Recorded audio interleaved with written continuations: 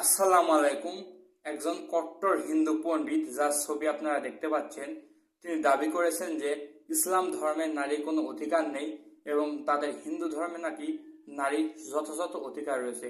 আসুন তার এই দাবিটা কতটা সঠিক তা আমরা আলোচনা করে দেখি।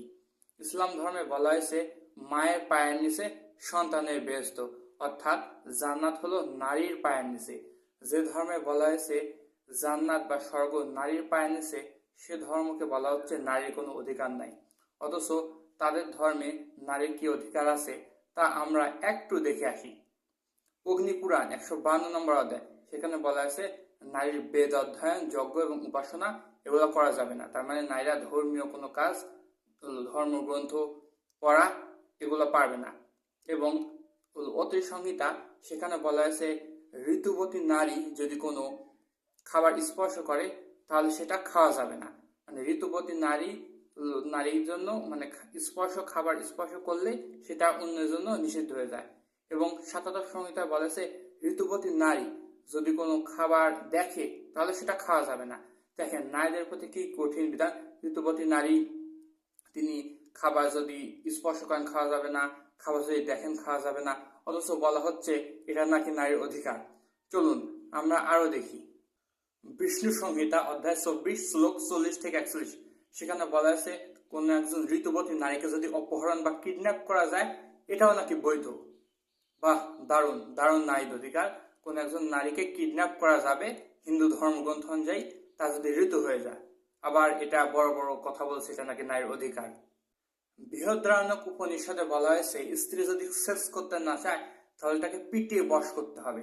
দেখেন স্ত্রীকে পিটাতে বলছে, অথচ আবার বড় বড় কথা বলছে যে এটা নারীর অধিকার। মনুসংহিতা বলছে স্ত্রী বা নারী যদি কোনো অপরাধ করে তাহলে তাকে বেত দ্বারা পিটাতে হবে। দেখেন, কারণ বেতে আঘাত বেশি পায়। এটা নাকি নারীর অধিকার বা দারুণ অধিকার। চলুন আরো দেখি। এতক্ষণ আমরা দেখলাম যে হিন্দু ধর্ম নারীকে কিভাবে নির্যাতন করতে বলছে এবং নির্যাতনকে প্রমোট করছে। এখন দেখি কোনো হিন্দু নারী যদি নির্যাতনের শিকার হয় তাহলে হিন্দু ধর্মগ্রন্থ অনুসারে তার কি করা উচিত। সে কি মামলা করবে? সে কি তাকে ফাঁসিতে ঝুলাবে? শিব পুরাণ, রুদ্র সংহিতা, পার্বতী খণ্ড, এখানে বলা হয়েছে মার খেয়ে নারীদের প্রতিবাদ করা উচিত না, বরং তাকে বলতে হবে আরো মারুন। এবং কেউ যদি কোনো নারী যদি মার খেয়ে প্রতিবাদ করে, নির্যাতনের প্রতিবাদ করে, তাহলে পরজন্মে সে কুকুর শুকুর হয়ে জন্মাবে। বাহ, দারুণ অধিকার। যে সমস্ত কট্টরপন্থী হিন্দুরা তারা দাবি করছে যে ইসলামে নারীর অধিকার নেই এবং তাদের ধর্মের নারীর যথাযথ অধিকার আছে, তাদেরকে বলছি চ্যালেঞ্জ করলাম, আসেন বিতর্ক করি। আসলে এরা কখনো বিতর্ক করবে না। যে আগেকার জীবনে যে আগুনে ঝাঁপ দিয়ে মারা যেত না সতীদাহ প্রথা, ওরা আসলে ওই আগুনে ঝাঁপ দিয়ে মারা যেতে পারে, কিন্তু বিতর্ক করবে না। বিতর্কের জন্য আহ্বান করা হচ্ছে। প্রয়োজন হলে তাকে পে করা হবে, তাকে যে সময়টা দিবে। এরপরও বিতর্কের জন্য আহ্বান করা হচ্ছে। আর বিতর্কে না আসতে চাইলে কখনোই ইসলাম নিয়ে উল্টাপাল্টা কোনো অভিযোগ করবে না। আমরা যদি জবাব দিতে শুরু করি না তাহলে গায়ে আর পোশাক থাকবে না।